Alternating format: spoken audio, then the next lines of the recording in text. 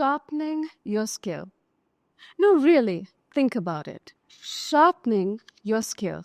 Sharpening requires pain because you are being introduced to something equally rough or something even rougher to be able to sharpen what is being introduced. And that was the story. That was the story right throughout of the life of the star of our devotional today, and that is none other than Joseph. And to discuss this with me, I have two very special guests. Please help me welcome Jerusha and Yeshaya onto the set. Welcome. Thanks for having us. Thank you. Good morning to you, by the way. Good morning to you and everyone watching. Can I just say, you're two of the youngest guests to be on the Tea of the Morning broadcast. How does it feel? It's an honor to be here, honestly. I mean, before we start, we definitely want to give all glory and honor to God. We would not be here without Jesus Christ. We also want to honor our spiritual parents, Prophet Jerome, Pastor Melanie. We love you so much. And of course, the wonderful team here. And you, thank you so much. We are honored to be here. I feel so loved to be loved because tomorrow being Valentine's Day. Oh, yeah. Incidentally, I'm wearing red, did not plan it. But maybe, Yeshaya, since you have actually both of you have your devotionals opened out. But Yeshaya, can you help us out with the reading today? So today's reading is taken from Genesis 41, verse 15, which reads, "And Pharaoh said unto Joseph, I have dreamed a dream, and there is none that can interpret it. And I have heard say of thee, that thou canst understand a dream to interpret it." So I'll be very honest with you. It took me a moment to digest that verse. So I just kind of, referred back to the Message Bible. And I'm just very quickly going to read that. It says, "And Pharaoh said to Joseph, I have had a dream, and there is no one who can interpret it. But I have heard it said of you that you can understand a dream to interpret it." Now, the line that really caught my attention, which I think would be a good place to start today's conversation, is where it says, "This gift elevated him from the pit to the palace, making him wealthy." Pit to the palace. Now, that is something that we spoke about. We speak about. That is something that is very commonly said.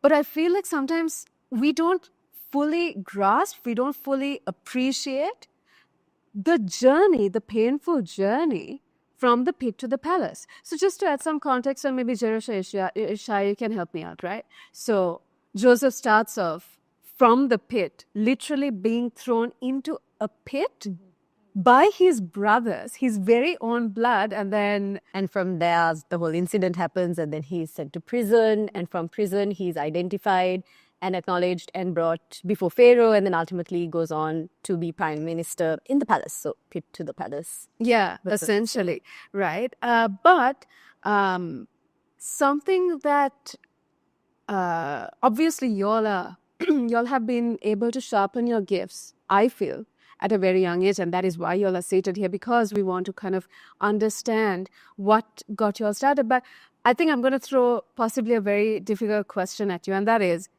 there are people who are watching who quite possibly feel gifted, but constrained because of the situation they are in, right? Joseph being a fantastic example of it. And like I said, there are others who are watching. Now, Jerusha, you told me how your gift you were able to harness during a period where others would feel constrained, and that was during COVID. Yeah. So can you walk us through what happened there? So basically, it's a crazy story. At the time it happened, there was so much confusion and uncertainty in all of it. So this was just before I had just finished my A-levels. I was trying to figure out what I want to do with my life.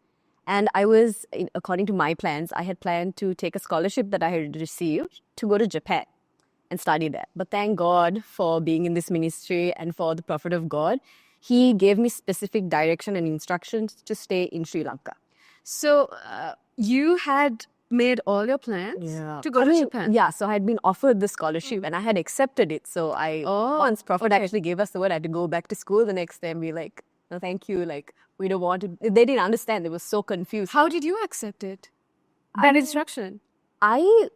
honestly, I had a lot of confidence in what the prophet of God was saying. So I knew, like, if God is saying it, like, no arguments. That's all there is to it. And thank God for it, because we didn't know COVID was happening next year. I was supposed to go and study economics. And in doing so, I would have compromised my gift altogether. But by staying back, I had to pursue a career in the creative field and the creative space that enabled me to actually sharpen my gift and bring me to where I am today. Right. So how did you harness your gift during the period of COVID? So much similar to how Joseph had this period of isolation. I had this period of isolation where we were just at home for a whole year. So I just started uni. So a whole year on my own, I just sat down and I was just practicing my skill, just with that desire to develop and increase what I had in my hand. I wanted to be excellent at it. So I was trying to be a good steward of the gift that I had received from God. So for a whole year, I was just like every single day, like any time that I had on my hands, I was at my desk, I was drawing and drawing. Okay, I have to stop you then. That is something that I want to actually pick on, right? So isolation, again, was precisely what Joseph was also experiencing, right? And I would say it takes great discipline to be able to keep going at your skill. And of course, Joseph must have identified that prophecy or the gift of prophecy was his skill, right? God-given gift, right? And obviously, your location of isolation, Joseph's location of prison, didn't cancel his calling. He kept at it.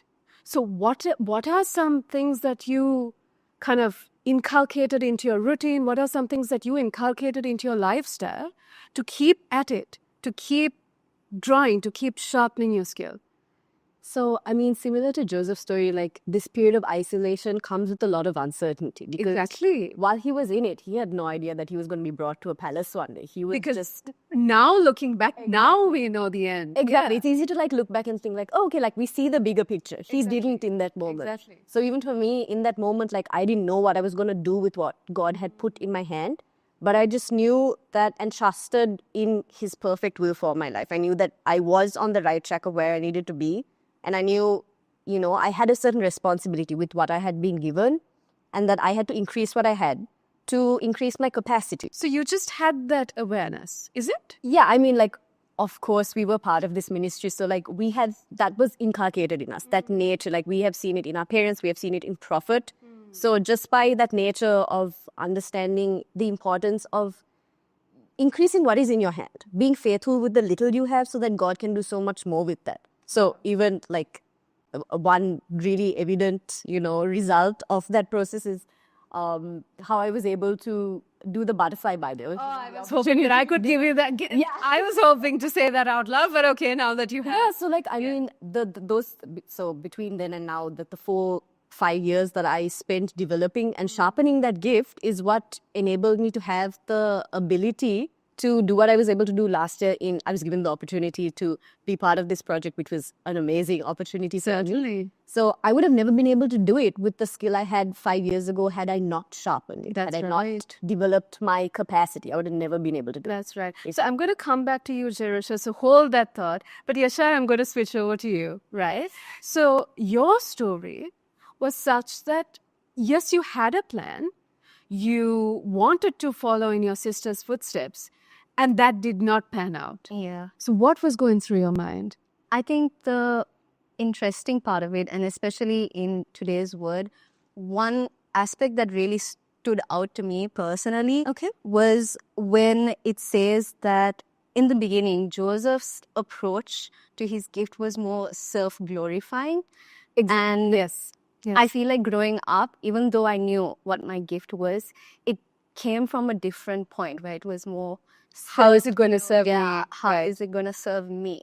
And there came a point in my career and my education where I had to take a step back, and it really made me think that this is not supposed to be for my glory, but for God's glory. And I think that was a lot of, it took a lot of humility also for me to accept that. And it was a lot, it was painful, in the So moment. painful because you failed what you wanted to, you failed in the path that you wanted to pursue. Yes. Right. How did that make you feel?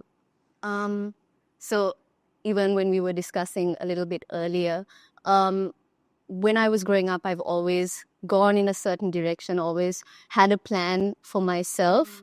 And when it came to me actually getting into my higher education, I was restricted from actually getting into that. In the sense, I had to sit for an aptitude test, and ultimately I didn't pass. And that was very painful to me because back then my idea was, how am I going to glorify myself and how is this going to make me a better person? So in that moment, it was very painful, but it was in that moment also where I understood that I had to let go and let God take over. So It's like you're taking the words right out of my neck, because that is exactly what I want to say yeah. as well on behalf of Joseph. But sorry, continue. So I had to let go and let God do His work in my life. And like I mentioned earlier as well, I didn't know that my gift was in the creative field. So when I started thinking, how am I going to use this gift to glorify God and be more in alignment with God's will in my life, it all started coming together. And ultimately, all the achievements that came my way, it was only by the grace of God. It's amazing that you say that, Yasha, and I kid you not, I have goosebumps. Camera, don't zoom in on me, please. But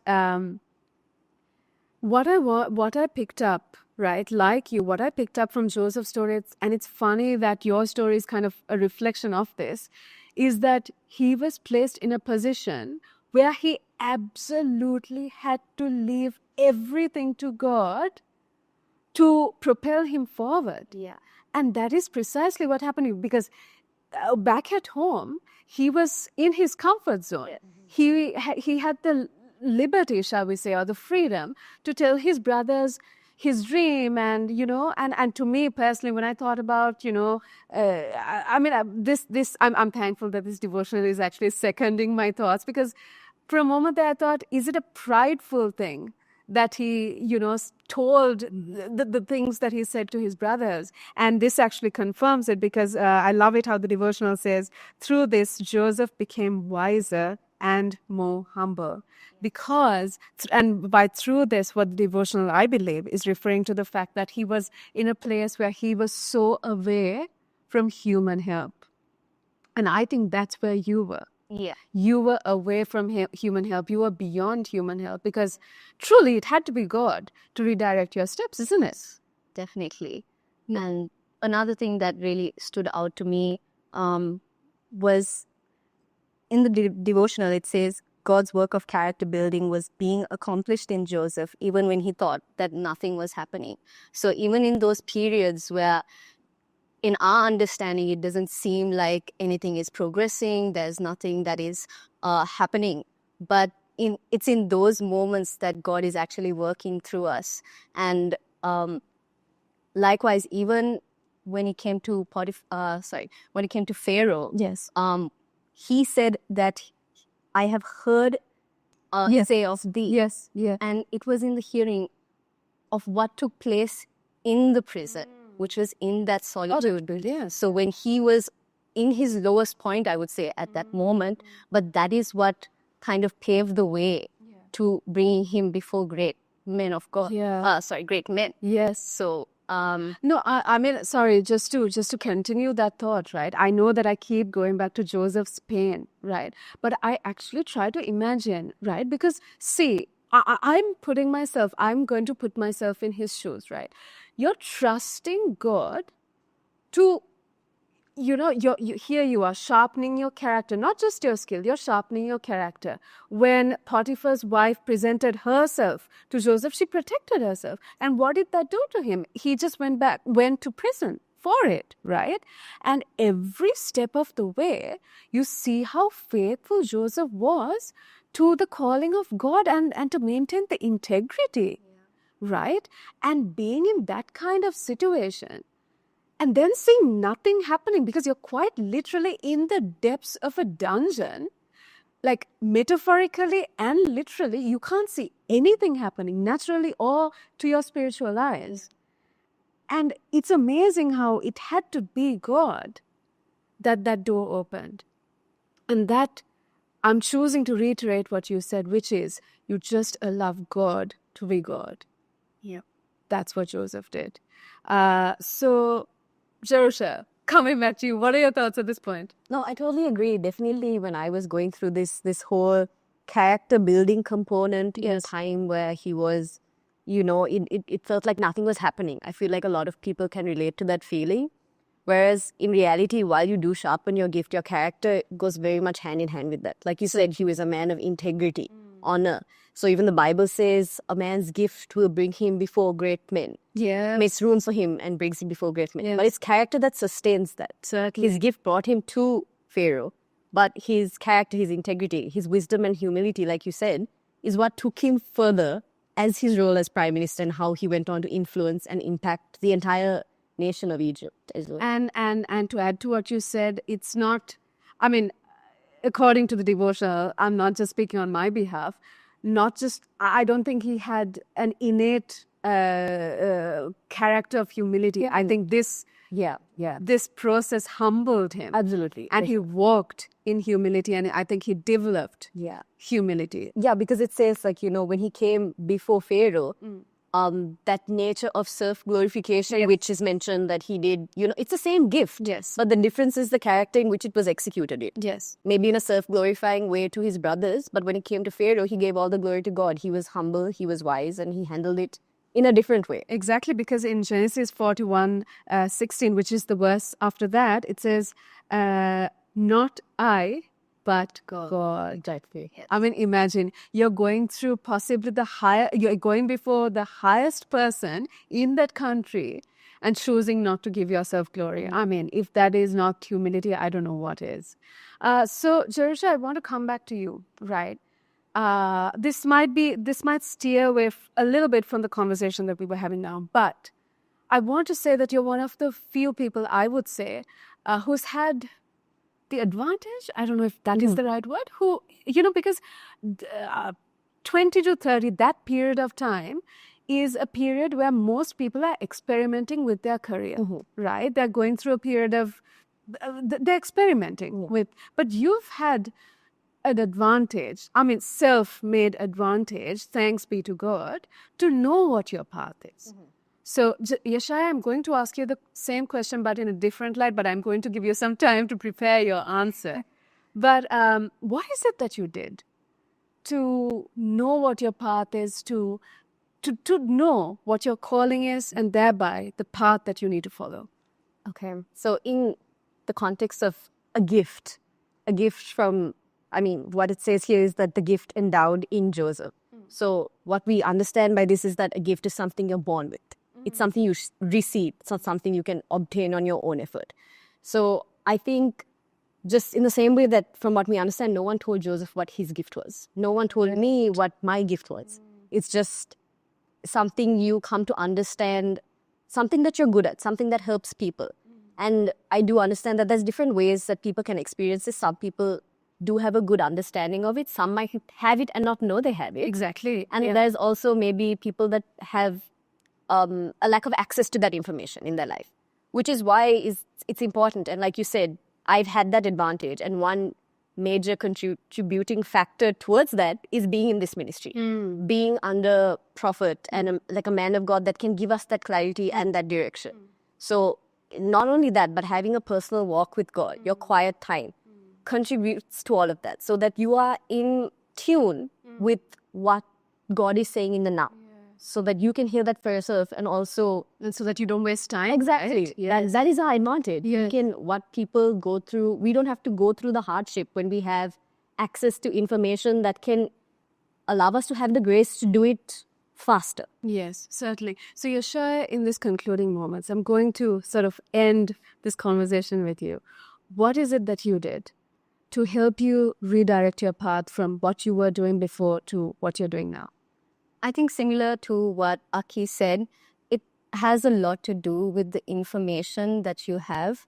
I feel like even with me, when it came to my gift, when I looked and read more into the word, it gave me more clarity in what my gift was and how I was supposed to use it and channel it into my ministry and in my life. And also, like what Aki said, we had the advantage of coming under this covering and having a mentor and a life coach such as Prophet to impart and continuously edify us and redirect us even if we do go off the Stray path. off the path, yeah. So Yeah. I think that is the biggest advantage that I had in this, and especially when it comes to meditating, having your personal walk with God, because when you do occupy the thoughts of God, when you have the mind of Christ, you can never go wrong. Because our God is not a God of confusion. Certainly. So I think it's spending more time in the Word, and especially as I grew in my relationship with God and as I had a deeper relationship with Him, a lot of clarity came into my life as well. So Certainly. I think that is the biggest thing for me. Amazing. Thank you so much. Thank you so much, Yoshaya. I did not introduce you all as sisters. By the way, these are not two friends. These are sisters who are on set with us. Thank you so much for being here and for giving us your time. Thank you. you. Helping us.